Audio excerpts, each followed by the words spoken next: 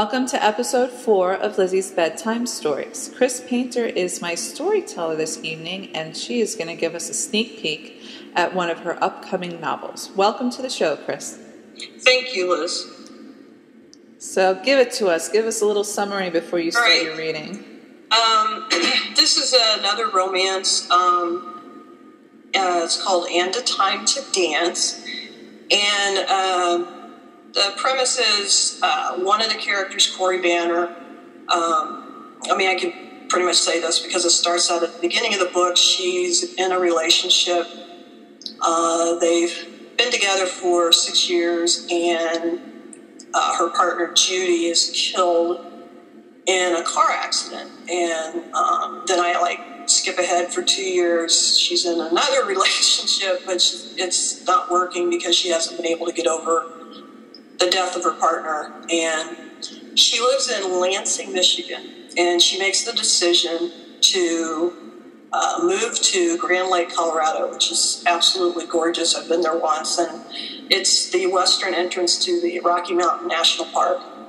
And I actually based the lodge in the story where she ends up working and living off of a lodge that is actually there, except I made my lodge a lot smaller. There's a lot more cabins to the lodge that it's based on, but that's one main character. The other main character is Erin Flannery, and her background story is she was in a relationship, and her partner cheated on her and dumped her, and they had been together for about the same amount of time as Judy and Corey were together. So after that happened, she doesn't trust anyone. She pretty much has one-night stands, and so that's pretty much the story. And it's kind of like And a Time to Dance. It's like they dance sort of back and forth through the whole story about whether or not they trust each other enough to fall in love. And anyway, that's pretty much it. Just listening to your description of it reminds me, there seems to be, parallels between Come Back to Me, survived by her longtime companion, where it seems like the story could be a darker or a sadder story, right, but it isn't. And that was the thing that when I first got your files, your book files, and I looked at the titles and I was like, oh, damn, this is going to be a fucking downer. I did, especially on Survived by Her Longtime Companion, which will probably be the longest title of any of my books. That's actually kept, I think, some people from actually getting the book until the word got out there that it was a book that some people might be interested in reading, and that there were reviews that said, I didn't know if I would like this, but it's not like what I thought it was going to be, and so it was more, dealt with the love story more than somebody dying. Well, yeah, I mean, it's a wonderful device, which obviously maybe in the future we'll talk about. But the reason why I kind of wanted to thrust myself in there was to just say, this storyline may seem a certain way, but I know this Chris Paynter. And she's tricky, okay? So don't be concerned. Well, one of the funny things is somebody will say, is it going to make me cry? I'll have, readers ask me that. And I'll, inevitably say, I don't know, because I didn't cry when I wrote it, except I always read my books out loud to my wife. And it's when I do that, I'm taking myself out of the fact that I've written the story. And if I cry while I'm reading my own work, that's when I know that I've done something that was pretty good. And I did that with Survived by Her Longtime Companion. Parts that I didn't even think that I would cry in. And the only part in that book that I really broke down when I was writing it, and I wrote it really late at night. I know we don't need to talk about that book that much, but anyway, was when Gordon. Yes, me too. Yeah. We'll leave it at that. While I was writing it, I was crying, and Yes, really... we'll talk about that during a review episode. But I have a funny thing to mention. Just cue yourself up and get ready to read once I finish launching into this little comment. You just never fucking know, because I was reading Megan O'Brien's book, The Night Off, and it's essentially porn with plot, or erotic novel.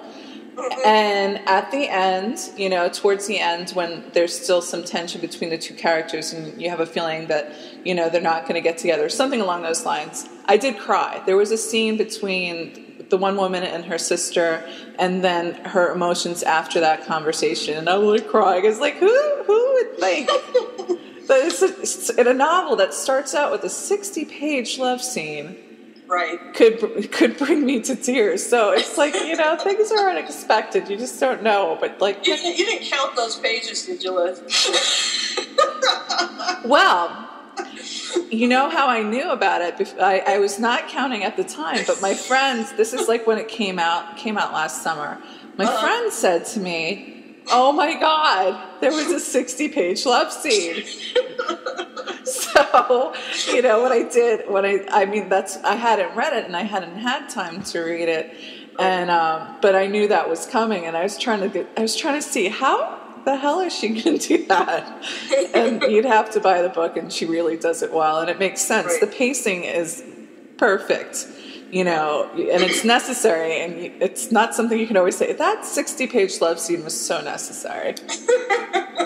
So, on that note, why don't you start the first of the two readings from this? All right, and I'll set up the scene real fast. This is the first introduction to the reader of the character Erin Flannery, and like I said, she's co-owner of the lodge with her aunt, who's really feisty, Aunt Tess, and this is when, like I said, this is when you first meet her character. Erin Elizabeth Flannery, aren't you awake yet? Erin moaned and squinted at the clock. God, she wished she didn't have to get up at 4 every morning. Every fucking morning. But a mountain lodge didn't run by itself. I'm up, she mumbled into her pillow. As she was starting to drift back to sleep, Aunt Tess's voice called to her again. Don't make me come up there. It won't be pretty. I'm up, Erin shouted. She rolled out of bed, staggered to her feet, and padded over the hardwood floor to the bathroom. On autopilot, she flipped the shower on and shed her nightshirt. She leaned against the cool, tiled wall as she waited for the water to warm. She almost dozed off again, but jerked awake when her chin rolled onto her chest. She stepped into the shower spray. After washing and rinsing her hair with water as hot as she could stand it, she gradually twisted the faucet to straight cold. She resisted the urge to shift it back to warm water. This was the best way for her to wake up every morning.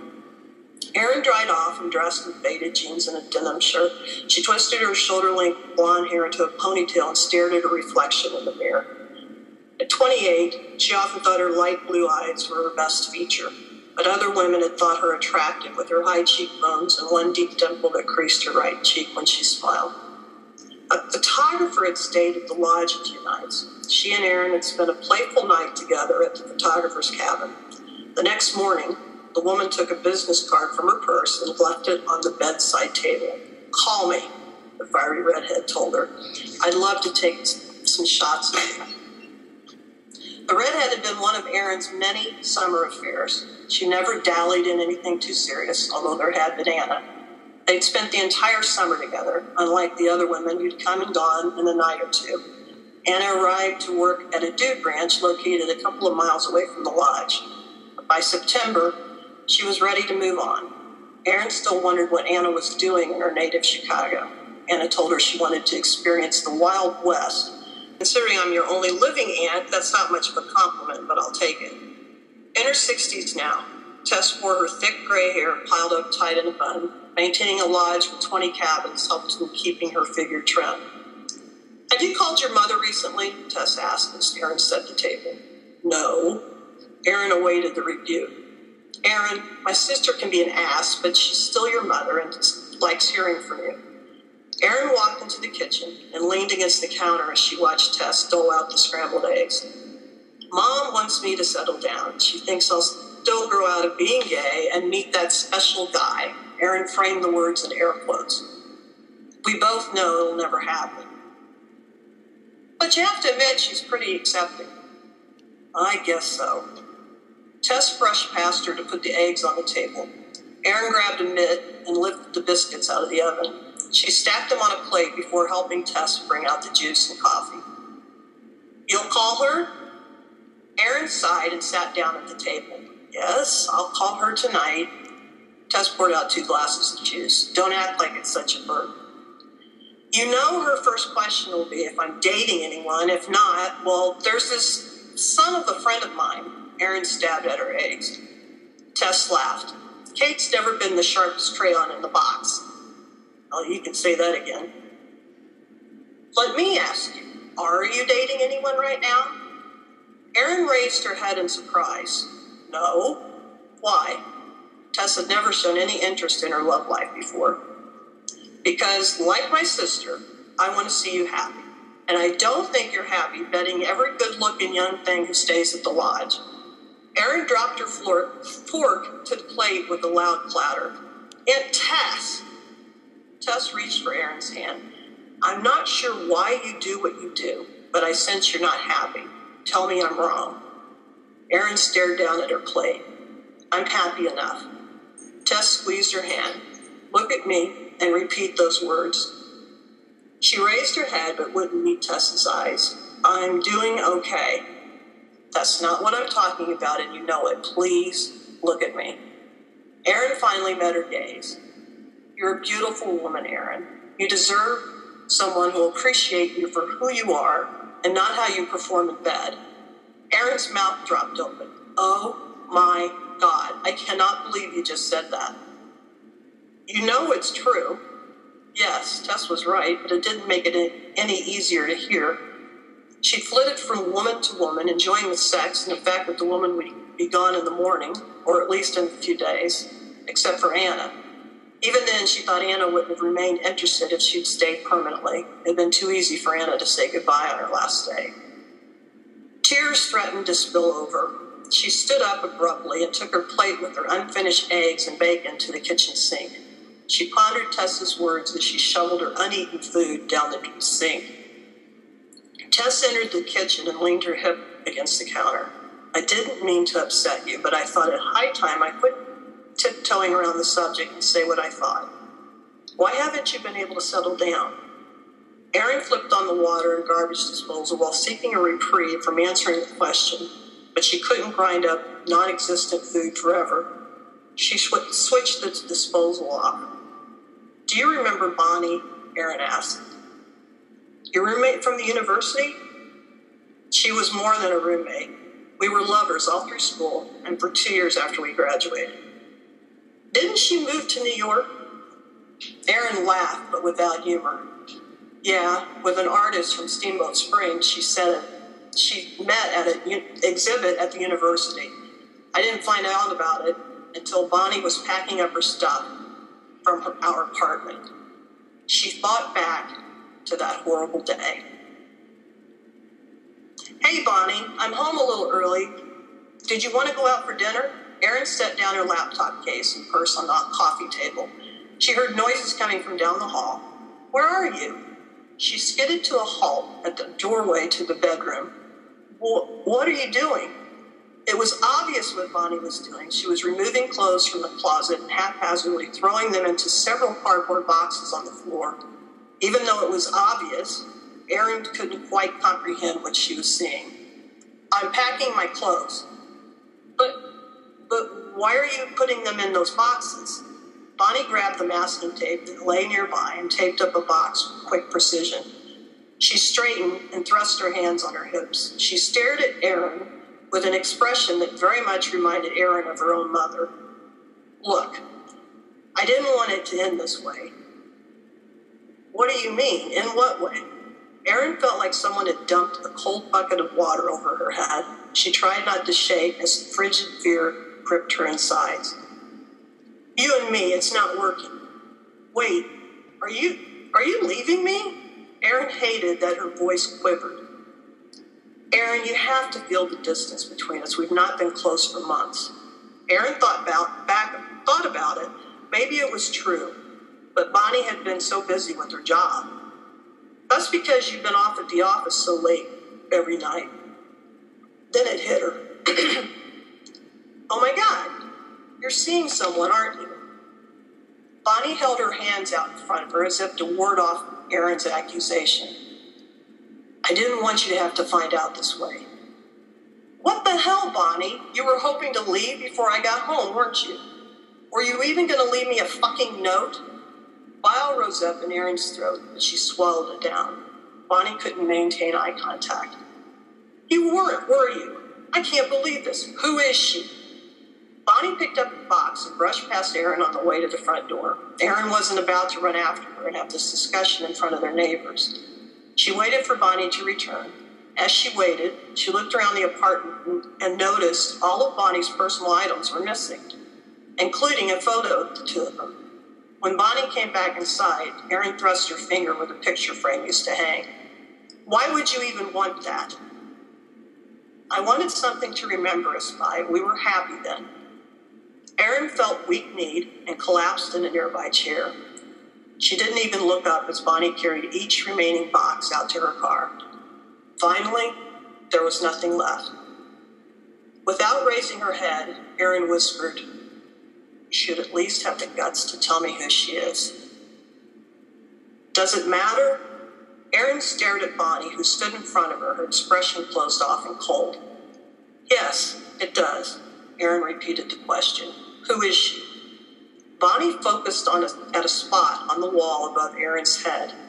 Megan Reynolds. The artist? Yeah. We met her at the school exhibit where her paintings were shown.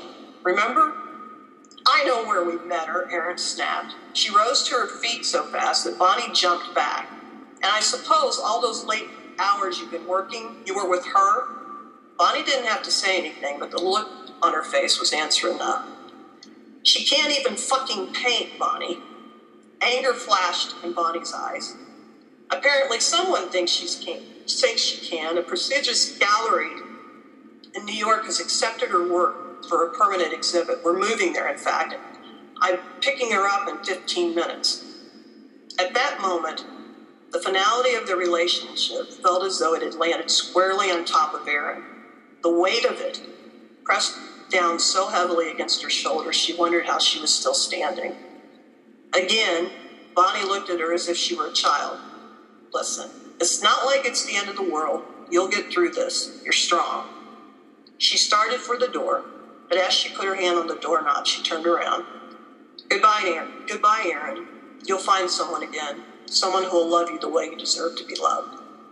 She shut the door behind her. The sound traveled through the living room and struck Erin like an arrow straight through the heart. As the tears slid down her face, Erin thought about Bonnie's parting words.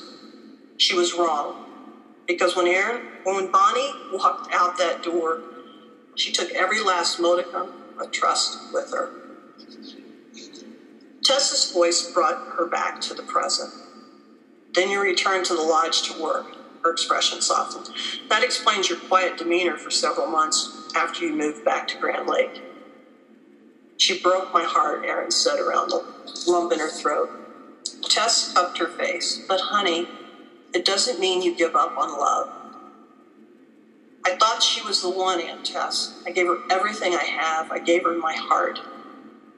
Tess wiped away a stray tear with her thumb. The funny thing about our hearts is peace might go away with someone we once loved, but you need to see it as now there's more room there for your true love to move in and fill that emptiness. Erin tried to lower her head, but Tess held firm. Don't you give up, baby girl. You hear me? You have a whole lot of living to do, and there's a woman out there waiting to meet you and love you the way you should be loved. Erin remembered Bonnie had said the same thing as she was leaving. I don't know. I do. Tess kissed her forehead. Why don't you go look in on the number 4 and 6 cabins? Those lodgers checked out last night and left their keys in the drop box. Erin started to leave, but stopped to hug Tess tightly. Thank you. You only need thank me if you heed my advice. And that's the end of that section. Wow. Oh my God, where's the Valium? What, like how I'm ready to throw myself in the river now. Please tell me this ends on an upswing, girl. Oh yeah, it's a romance, so. I know, I'm teasing, but I'm like, this is Lizzie's bedtime story. It's not Lizzie's nightmare. So bring it together, Chris. Bring us back home. Give us something. Okay. This will give you hope that something's going to happen, but there's still a little bit of a, I don't, it's like I'm reading these, I don't want to give away too much, but obviously it's a romance. Obviously in romances, unless the person who's writing them doesn't know what they're writing, they end up happy. But usually, I think this is the first story that I've written where there was a lot of angst before they actually had happiness, but because usually you can write them different ways, romances, and the way that even though the way that romances work, there has to be tension. There has to be the right. True feeling that, oh shit, this might not work out. I mean, even though the way that romances go, it will. Yeah, right. You can't kind of weigh on that. It has to. Your reader has to believe it. And every back and forth that occurs, otherwise it feels artificial. It's like, oh no, go away, come back. Go away, come back. Let's do it. We have really great sex. We might be together, but something tumultuous will happen, and there will be, a pinnacle, and we won't know what will happen. Oh, but in the end, we're happy. We're happy. We're happy. Glad you stayed on board. We're happy. So on that note, are you ready to? Do you need to do a little? Let me drink some water here for a second. All right, you drink, you gargle, sing some songs. Can you tell that I have an early childhood background? No. Yeah.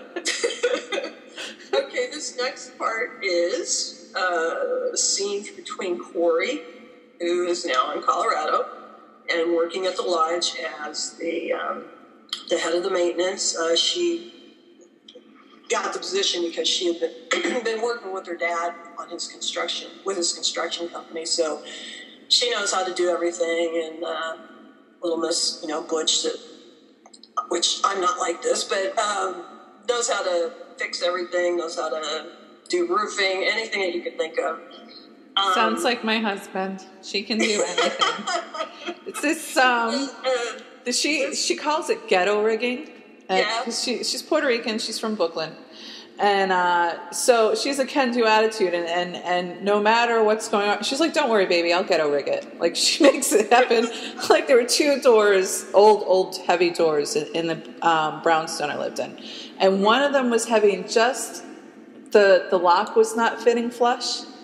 So she cut little pieces of wood and propped it this way and that way and fixed it, and then magically it sank and we were able to lock the door. That's cool. Yeah, so that's just a little example.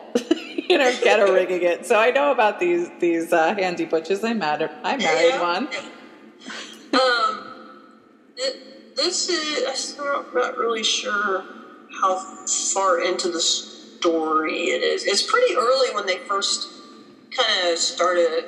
The first meeting between them wasn't the best, but then they kind of start warming up to each other, especially with Tess's help pushing Erin into getting to know Corey. I mean, Tess kind of works as the little matchmaker in the whole thing, but Erin had asked Corey to a dance at the dude ranch that they have. And this scene is at the very beginning, and it's right before they go to the dance. So it's also part of it's from Erin's point of view, and then part of it will switch to Corey, so you don't think I'm head hopping in the middle of it. Erin brushed her hair, debating about putting it in a more functional ponytail or leaving it down. She fluffed it around her shoulders. Definitely down. She ran her fingers along her checked, long-sleeved cotton shirt and down her flat stomach, glad the lodge kept her busy and in shape. She looked over her shoulder at how her black jeans fit her hips. They were tight in the butt, but loose enough to allow her to move freely when dancing. "You look very nice," Tess said from the doorway. "You think so?" Tess leaned against the door jamb. "Yes." Her mouth twitched in amusement. "Who are we trying to impress?" Erin ducked her head so her aunt didn't see the blush she was sure it was evident in the light. "Nobody," she mumbled. Tess chuckled. "Keep telling yourself that." As she was leaving the room, she said, "I'm glad you're getting to know her better." "You're impossible," Erin shouted. She glanced one last time in the mirror before grabbing her keys off the dresser and leaving the lodge. She came around the corner and stopped short at the sight of Corey leaning against the Land Rover. Corey was wearing a red denim shirt tucked in faded blue jeans. A worn leather belt polished off the outfit. Her hair was wet, like she'd just showered. It appeared her scuffed cowboy boots had seen some use. The overall package was breathtaking. Corey must have heard her approaching. "Hey," she pushed off the side of the Land Rover. "Ready to two-step?" Erin asked as she unlocked the doors. Seems like it with those boots. "I bought these years ago for fun, and I wouldn't know how to two-step if my life depended on it. Corey fastened her seatbelt. "Then I might have to show you." They turned onto the state road. "It's not very far," Erin said. "We're in luck with the warm spell. Sometimes it's in the 30s and 40s at night here." "I noticed, and I thought spring nights in Lansing could be cold, so nobody minds seeing two women dancing together?" "Oh, hell no. It's a Western tradition. If there's honky-tonk music playing, and there will be with Bill and his boys on the stage, there's good old two-stepping going on. And it don't matter who's dancing together." "It don't, huh? Tell me, does your language revert to country when we go to these things? Because so, I need to get in practice." "Why, yes it does, Miss Banner, and don't you worry none. We'll get you into practice before your Midwestern self knows what hit you." They parked in the lot at the Dude Ranch and followed couples, strolling hand in hand to the corrals in the back. Overhead lights draped over a stage set up to the rear. To the right, several long tables overflowed with buckets of beer and bottled water for those not inclined to drink alcohol. "The gray-haired guy with the goatee and banjo is Bill Cooper," Erin said, nodding toward the stage where four men warmed up their instruments. "He owns the ranch." "Hey, Erin, where's Tess tonight?" An older woman with graying auburn hair approached them. "She's staying at the lodge and taking care of guests. One part-time clerk called in sick tonight." Erin motioned toward Corey. "This is Corey Banner, our new maintenance worker. Corey, this is Midge Cooper, Bill's wife." Midge stuck out her hand. "Nice to meet you." "Nice to meet you too, Miss Cooper." Midge laughed. "Erin, where did you find this one? Nobody has these kind of manners around here. Corey, we're on a first-name basis, all right?" Midge scrutinized them as if trying to figure out if this was more than an employer showing her employee Western hospitality. Erin tugged Corey by the arm toward the beer table before Midge commenced with her game of 20 questions. "If I remember right, you like Coors." Erin reached into and lifted out an ice-cold bottle dripping with water. She handed it to Corey and grabbed one for herself. The band played the opening notes of a fast country tune, and couples took to the dance floor. Erin challenged her. "Ready?" Corey grimaced and held up her bottle. "Can I at least down this to get some courage?" "Then no backing out, you hear?" "Oh, I hear all right." Corey sipped her beer as she watched the dancers. Erin watched too, tapping her toe to the beat. By the time the song ended, Corey had finished her beer. "Nervous?" Erin asked with a smile. Corey opened her mouth to answer when something behind Erin caught her attention. "Erin, how are you?" Erin turned to see Lee ambling over. She was wearing a short jeans skirt with a denim shirt tied at the bottom over a white ribbed top. Her full breast filled out the top, showing plenty of cleavage. She wore a cowboy hat low, cloaking her face in shadow. "Lee, hi." Lee raised her chin at Corey. "What was your name again?" Corey, she answered with an even voice. The two women stared at each other like gunslingers about to draw their six-shooters in the middle of town. Corey and I are about to dance. She's never two-stepped before. Why don't you and I show her how it's done, Erin? Erin was about to protest, but Corey silenced any refusal. I'll wait, Erin. Go ahead. Lee didn't need any more incentive. She grabbed Erin by the hand and pulled her toward the center of the dance area. You know, you were kind of rude, Erin said as the music started. Oh, she's a big girl. Besides, she needs to let two pros show her the moves. Erin didn't say anything as she concentrated on following Lee's lead. She had to give Lee this much. She was good. Erin got lost in the music, not paying much attention to who she was dancing with. She searched for Corey, who had drifted into the shadows as she followed their every move. Erin couldn't tell if she was concentrating on getting the moves down or if it was something else. The song ended, but the band quickly started on the next. How about another go, Lee asked. No, I promised Corey I'd show her how to two-step. Erin pulled out of her embrace and walked toward Corey. Got your courage up yet? Corey set her beer on a nearby table. 1.5 beers gives me enough gumption. Erin held out her hand and Corey took it. She placed her arm loosely around Corey's waist and Corey followed suit. Did you catch on any? Erin asked before they began dancing. Oh, not much. Watch my feet at first. I'll lead. It's 2 quick steps forward. That's 2 quick steps back for you. She moved forward. And then 2 slow steps. Corey's brow furrowed and the tip of her tongue stuck out the side of her mouth. God, she's adorable, Erin thought, as they moved haltingly with the other dancers. Corey uttered an occasional damn it when her steps faltered. Now don't look at our feet, Erin said. Are you crazy? If not, I'll fall on my ass. No, you won't. Trust me. Raise your head and focus on me. Corey met her eyes as another fast song drifted through the night air. The face, lined in concentration, had slipped away and a much more heated expression had replaced it. This time, Erin stumbled. She quickly righted her steps. They'd moved now with a smoother gait, almost as if they'd been dancing together for years. The music ended and they stopped as the band led into a slow song. A lot of couples left the dance floor. Erin still held Corey's hand, left hand in hers with the right arm around Corey's waist. Without thinking, she drew Corey closer, and they swayed gently to a mournful country ballad. Eventually, Erin rested her cheek against Corey's. Corey trembled at the move. Erin wanted the song to last forever, but had to settle for a few minutes of bliss in Corey's arms. She reluctantly withdrew from the embrace when the song ended. That was nice. It was, Corey whispered. She shook her head slightly as if to regain her composure. Do you mind if I sit the next one out? Lee's coming this way. I think she'll want to dance with you again. Erin was about to say she didn't want to dance with another woman, but Corey had already drifted from under the overhead lights and into the darkness. She seemed to catch on fast. Lee reached out to take Erin's hand. I'm going to go check on her. Corey walked in between the corrals, away from the dance and away from the unexpected feeling she was experiencing. She put her hands on the top railing of the corral front fence and lifted herself up to sit down, still trying to figure out what had happened. Corey? Oh, God, it's Erin.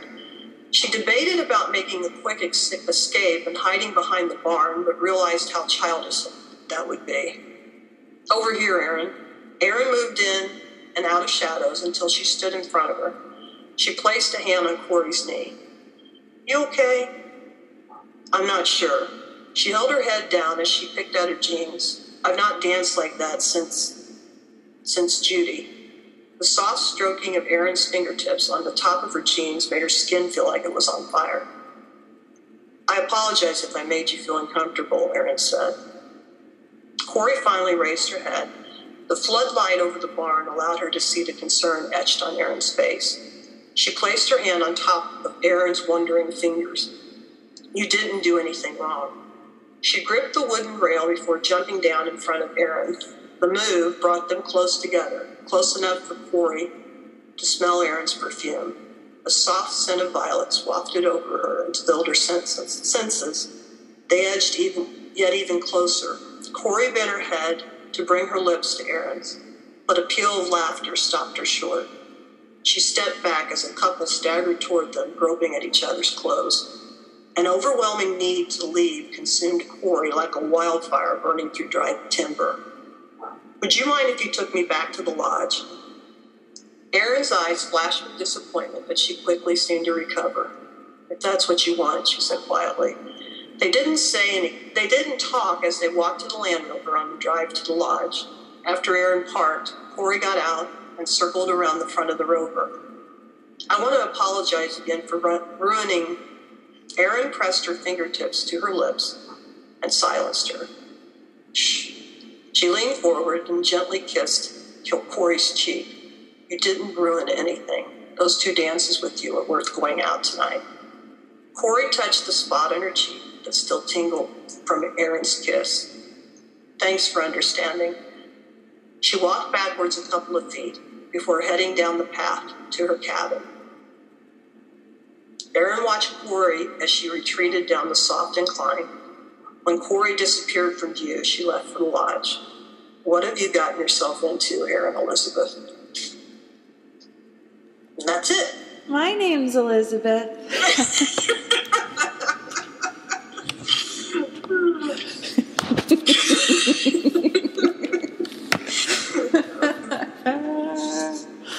Yeah, not obviously.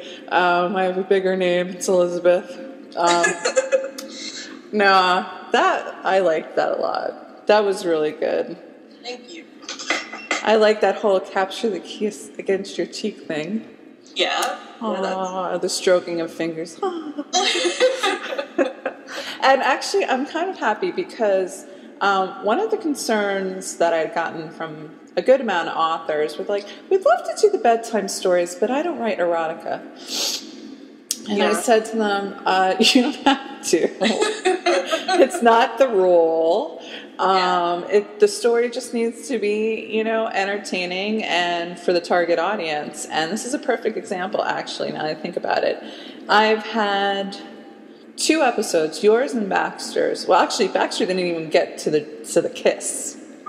At the end, but there was sufficient romanticism involved. So I did enjoy it. I'll definitely have to read this book. Can you give our listeners the title of the book again that they can Yes, it is And a Time to Dance, and I took that from Ecclesiastes in the Bible, which is the one that says there's a time to every season, and at the end, the one that I used was a time to mourn and a time to dance. Ah, very good. Very good. Ties in. And it should be out, I would say the latest would be like early June. But we're hoping it'll get out next month. Probably the end of next month. And you listeners out there, you will also be having the pleasure of Chris's company for a review episode. So you'll be once again reminded. So if you forgot to pick up the book or put it on your to-do list, because it isn't out there yet, buy that goddamn book. Then I will be reminding you again with another episode. So that's going to be episode 30. So keep your ears and eyes peeled or whatever is necessary to get you in the right place to buy that goddamn book. So thank you for being a part of episode 4 of Lizzie's Bedtime Stories. I thought that was very sweet. Thank you. Alrighty then. Good night, Gracie. Good night, Mary Ellen. Good night, Billy Joe, Bob Jean, whatever.